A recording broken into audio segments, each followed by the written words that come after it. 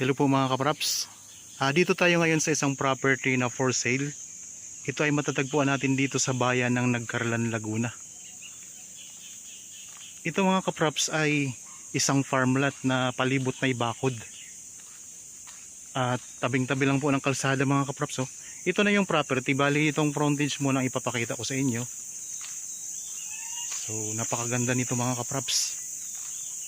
Ang sukat ng property na ito ay 2,275 square meters. Ito ay titulado. Dito muna tayo sa pinaka boundary ng property. Ayan po ang mga katabi yung property din, mga farm din yan mga kapraps. And ito po ang pinaka boundary ng property. Yan. Simula dito, yan, mayroon na rin yung barbed wire sa taas. Ayan, may barbed wire din po yan sa taas ng simentadong bakod. So safe na safe itong property, So ito yung simula hanggang doon po. So ang frontage nito mga kapraps ay napakahaba. Nasa 170 meters. At meron din itong linya ng kuryente at saka tubig. So maya maya po papasok tayo, sasamahan nyo lang po ako. Papasok tayo doon sa loob para makita natin kung gaano kaganda itong property. Ito yung mga katabi, yung kaharap, katapat na property din naman. Kasi may mga viewers tayo na gustong makita yung mga katabi din ng property. Kaya yan, ang ganda din ng katabi niya.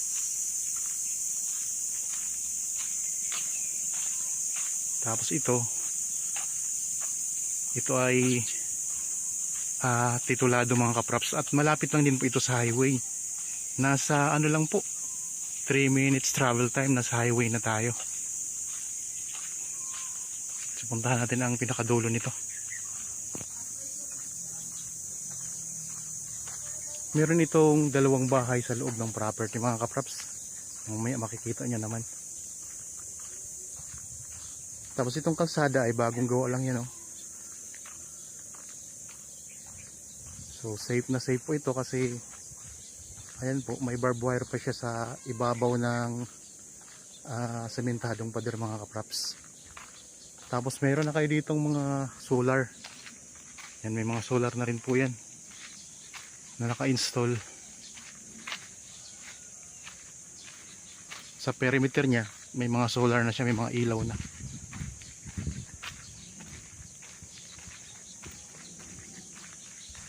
Yan, hanggang dito po sa poste mga kapraps. Ayan ang poste. So yun yung pinakadulong boundary. Tingnan natin yung katabi ng property para may idea kayo kung yan, dire-diretso po yan. May mga property po dyan, tapos may palayan dyan sa dulo. Ayan mga kapraps. Ayan, ito yung katabing property. So ayan po yung bakod nito kung i-offer ko sa inyong property mga kapraps. May mga tanim na rin sa gilid ng mga mahogany. Tapos meron na rin kayo ditong solar na ilaw. Ayan, mga mahogany yan mga kapraps. Tapos doon, so palibot na po yan ay bakod na semento. Tara, punta na tayo sa loob. Habang kayo po ay nagpapahinga dyan at nagre-relax dyan sa inyong kanya-kanyang bahay, yan, samahan nyo po akong ikot para makita nyo itong property na i-offer ko sa inyo ngayon. Tapos meron din po akong Facebook page at TikTok account. Paki-like na rin po at share. Marami din po akong mga pinopost doon ng mga short videos na baka makahanap din kayo ng property doon. Tapos yung mga kompletong video nandito po sa YouTube nakapost mga kaprops. Marami itong mga tanim sa loob. So inuuna muna natin dito ang ang frontage.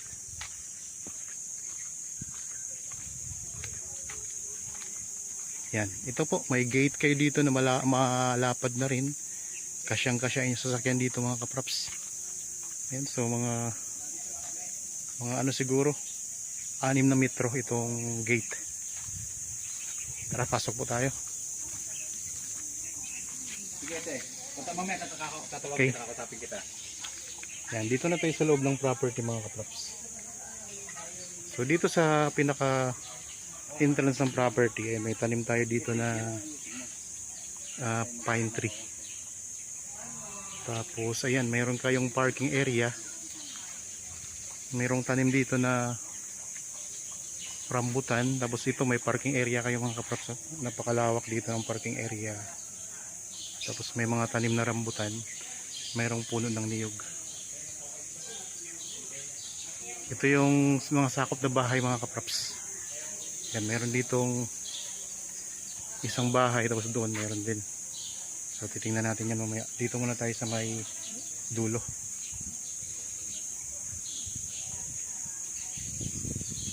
So ito meron din itong space mga kaprops. Pwede kayong mag-alaga dito ng mga manok. Kung ayun, may mga alaga silang ano dito, mga itik mga kaprops.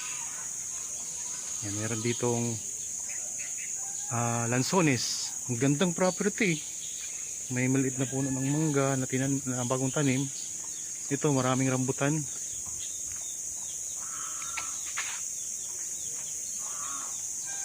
Tapos dito mga kaprops,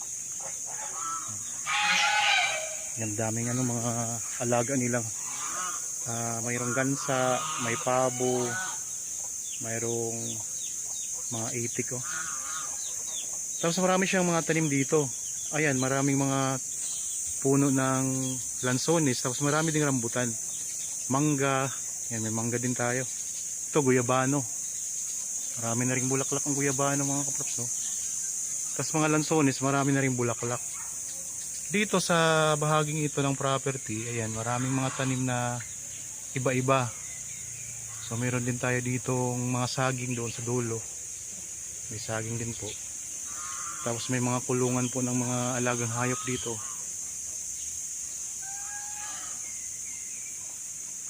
Ito. So lawak-lawak din to kasi 2,275 square meters ito mga kaprops. So ayan, naghalo-halo yung ano. May pabo, mayroong manok, mayroong gansa, itik, meron din. Yun, tingnan nyo po mga kaprops, so palibot na siya ng bakod yan. Yan, palibot niya ng bakod. Kaya wala na kayong problema sa bakod dito. So develop na siya mga kaprops na property. Yan sa bandang likuran oh. Ayan, mayroon ding mahogany mga kaprops pala dito. Ayan, may mahogany din. So di lang tayo makakapasok doon kasi baka makalabas tong mga alagang ano, mga alaga nila na mga manok, tapos gansa, mayroong pabo, itik. Yan. Ang ano mga kaprops, ang bakod nila ay lampas tao to. Ito lampas tao to mga kaprops. Yan, lampas tao po yan. Tapos may ano dito. Meron pang barbed wire. Kaya safe na safe ito mga kaprops. Okay. Dito tayo sa ano. Tapos dito meron pa sila ditong space oh. Yan, may malaking space dito. Tanong natin kung anong nilalagay nila diyan. Yan, meron ding puno ng langka at saka santol. Yan dito sa bungad ng property mga kaprops, meron tayong ano dito, rambutan. Yan sa bandang gate yan mga kaprops oh. May rambutan tayo. Meron tayong langka. Tapos meron tayong lansones. Dito mayroong puno ng santol. Tapos dito, kuya, ano nga to dito kuya? Po. Ano po ito dito? Bahay po ito? Bahay din po ito? Ito po? Ha?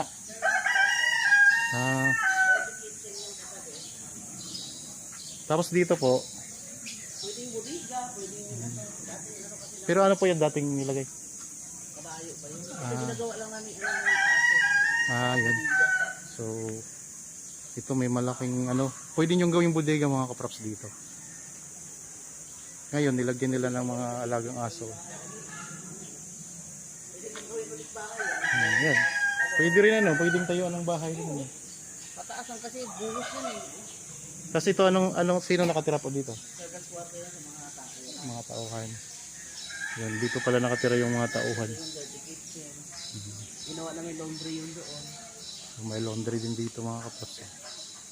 Yan, wala na kayong problema sa tubig. Ang tubig dito ay deep well at saka nawasa. Ayun, mayroong deep well daw dito at saka nawasa ang source ng tubig. Dito ang pwedeng dumaan po dito. Nandito tayo sa may bandang likuran.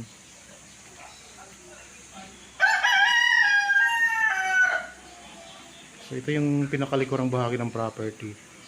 Yan yung secret tank ng dito lang. Ayan.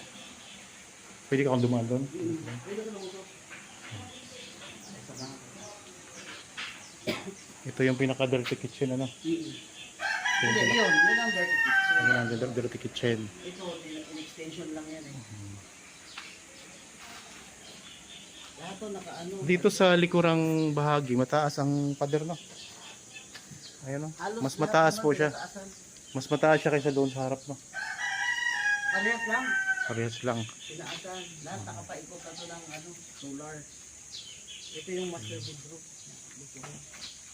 Yan, ang daming mga tanim dito. Maraming mahogani nakapain. So pinataasan siya, dati ganyan lang siya, pinataasan pa siya no. Yan, Mas mataas na. tapos may barbed wire pa rin. Tapos mahogani, maraming mahogani sa palibot. Ang mga rambutan, puro may mga ano na yun, namunga na. May madaming bulaklak na rambutan. So ang daming Diba, bulaklak. mga namunga na rin. Ayan o. Ayan o, yung mangga na yan o. Oo nga no. Ayan mga kaparps, oh, maliit lang na mangga. Nakakatuwa siya, meron ng bunga. Ayan. Ilan ang bunga nito? Dalawa. So, yung iba naman na nakatimon din yan, may mga bunga din o. Mga dwarf. So ang ganda mga kaparps ng mga mangga dito. May mga bunga na siya, ang liliit pa. Papaya. Nakakatuwa. Oh. Yun o, puro Ang bulaklak gandang yung mga property. rambutan. Lansones pa. Ito kalamansi, may kalamansi din. May ano din. Alin dito ang orange po? Ayan o. Ito. Ay ito, may bunga na rin ang orange ano. Yan, meron ding orange mga kaprops, may bunga na rin. So maraming tanim dito. Sa tanim pa lang ay panalong-panalo na kayo dito. Papaya, yung papaya. Ito guyabano. Ayan, papaya. Daming tanim. Di na niya kailangang magtanim pa kasi marami na siya. Marami ng tanim. Ito may papaya, kalamansi. May dalanghita din ba to? May dalanghita din. Tapos ito orange.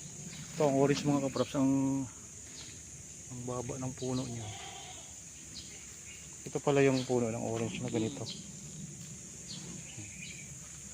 So dito tayo sa may bandang dulo mga kaprops.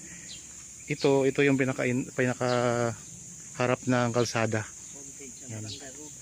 Yan yung barangay road dyan. No? Yung pinanggalingan natin kanina, yung pinaibay natin yung frontage, yan po yun. Ang ganda pa ng mga rambutan dito, mabababa lang. So mabilis lang siyang pitasin. Akyat ka lang ng konti. Ayan, mapipitas mo na. Meron ka pang hagdan, oh. Ayan, may hagdan ka pa mga kapraps. Ayun o, yan naman. Yung buko na yan. May ano din.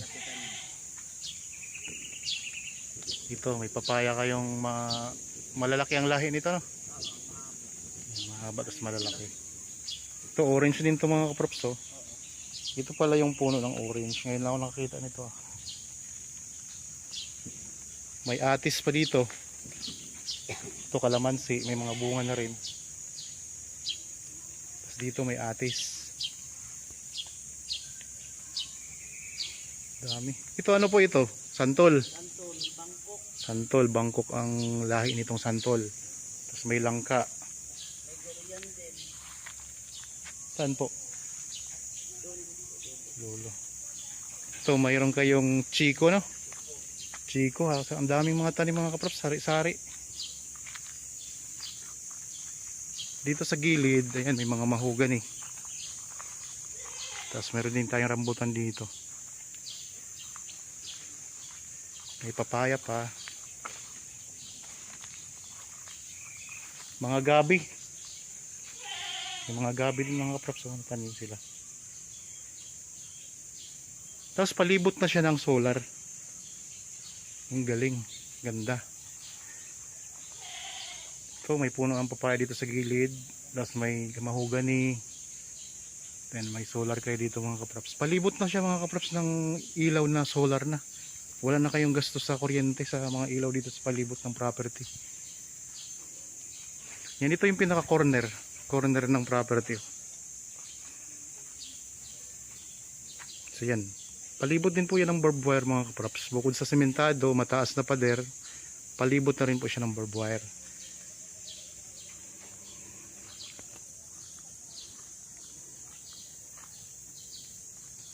Ito, may mga santol, may mga bagong tanim din. Tapos dito, dito nyo nilalagay mga kambing.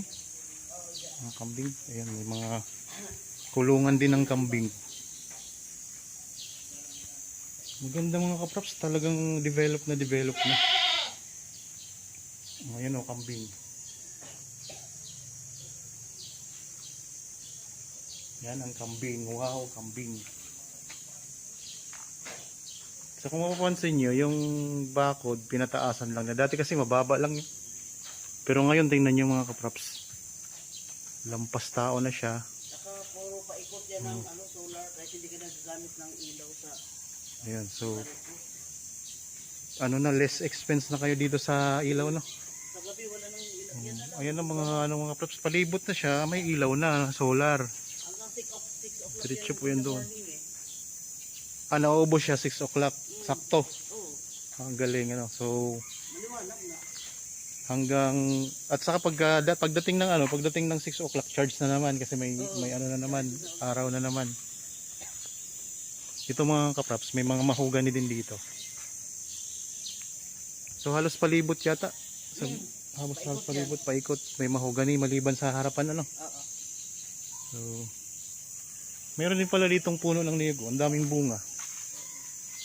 Yun po. Daming bunga, So ilang puno ng niyog to? 2, 4, Mga maliliit po yung isa eh. may mga tinanim pa na maliit. 4 na puno na malalaki. Tapos may mga maliliit pa silang tinanim dito. Ayan. So dito tayo mga kaprops. Ito marami din dito mga ano nga po ito? Kakao. So may mga kakao silang bagong tanim. Ikaw lang nagtanim dito? Hindi, may iba ang hardinero dito. Ibang hardinero. Kaya nga kasi nag-uulan. Ano ang pong tawag dito? Yung mabango to eh. Balanoy. Yan, may balanoy dito. O sa sangig. Sa Bisaya, sangig, no? Oo. Kasi Bisaya ako sangig sa Bisaya. Yun, may kasama pala ako ditong Bisaya. Tapos may tinanim sila ditong ampalaya, Ang Yan, dami na nga ng yung sangig na yun, nagkalat. Hindi ko na So, pinapuno. kapag nabili nyo to mga kaprops, ayan, ang ganda na siya. Pwede kayong mag-garden pa dito. Habang kayo ay nagpapahinga sa inyong bahay, wala kayong trabaho. So, dito mag-garden po kayo. Yan. Ito yung durian, di ba? Hindi, yun ang durian. Parang pareho lang, no? Yun, ay palang durian. Mukhang durian kasi yun. Ayan, ito may durian silang bagong tanim dito. Ito, mga kaprops.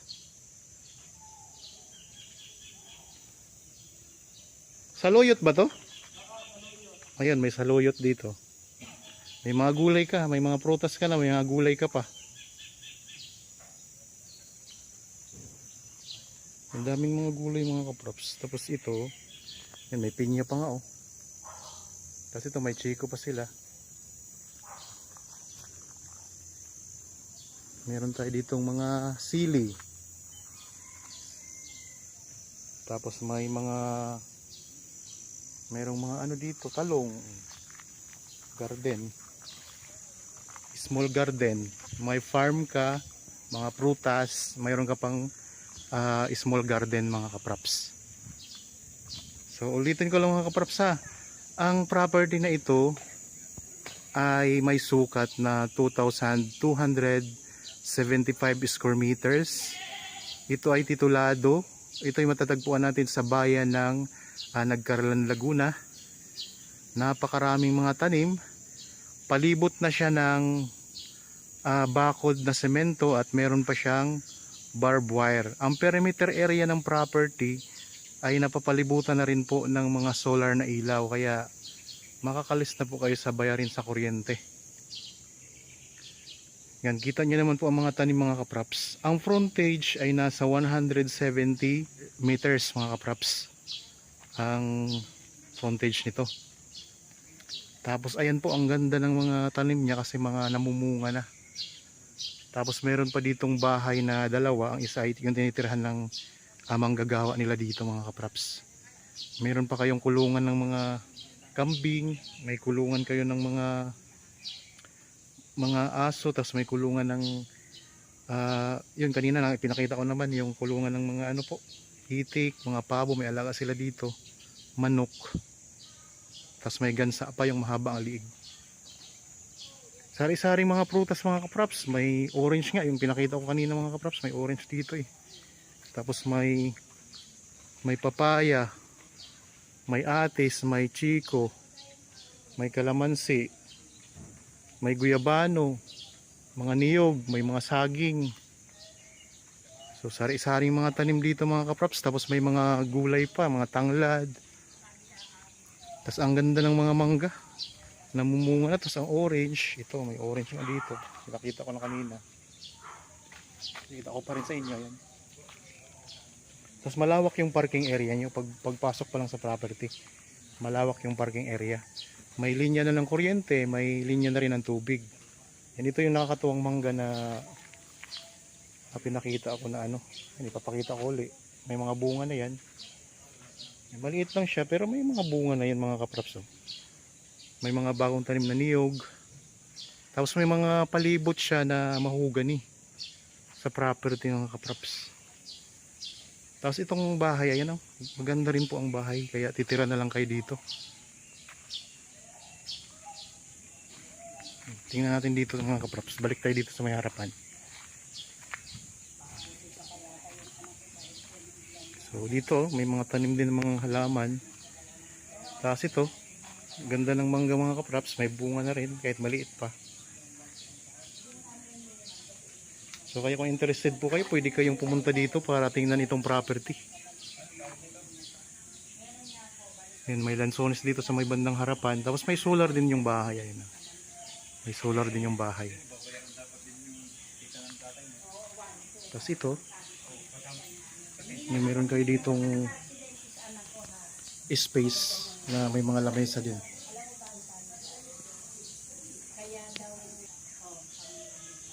Tapos mga kapraps, ayan o. So, doon sa farm ninyo na maraming tanim, mayroon din silang nilagay na bako dito na bakal yan. So, nakabakod yung yung farm na sa gilid ng bahay mga kapraps. Ayan, meron din silang gate yan. So, kung sakaling gusto nyong makita yung pinakaloob ng bahay, pwede po kayong pumunta dito, pwede nyong actual na bisitahin para kayo mismo ang makapunta dito sa loob at makita nyo yung loob ng bahay mga kapraps. So ayan, dito tayo, balik tayo dito sa ano, meron pa kayong duyan dito sa harapan, no? Kung gusto mong mag-relax, may duyan pa kayo dito sa harapan. Tapos ito yung pinakaharapan ng bahay. Pakita ko lang yung pinakaharapan mga kapraps.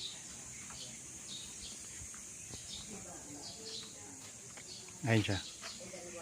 Ang ibang mga detalye, makikita nyo po sa description box at sa title nitong video. Tapos po, kung sakaling may mga gusto kayong itanong, pwede kayong tumawag sa amin. May mga contact details tayong nakalagay sa screen ninyo. Mayroon tayong Viber, cellphone number, at saka Facebook Messenger mga kapraps. Yan, may terrace kayo dito na malawak. Parang nilagyan nila ng extension para malawak yung space. Okay. Yan, dito na tayo uli ngayon sa may pinaka front ng gate. Yan, yung pinaka front ng gate mga kaprops. Yan lang ang gate oh.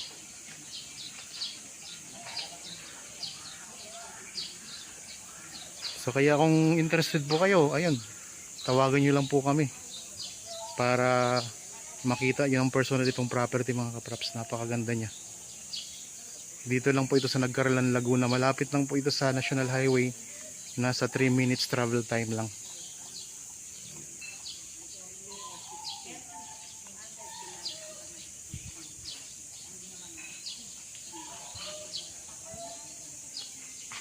Yan, okay po mga kaprops. Sa mga bago pa lang sa aking channel at napadaan lang dito sa aking channel, huwag niyo pong kalimutang mag-subscribe at pindutin na rin po ang notification bell para maging updated kayo sa mga bagong property na i-offer namin sa inyo. Maraming salamat po. Lagi tayong mag-iingat at God bless po sa ating lahat mga kaprops.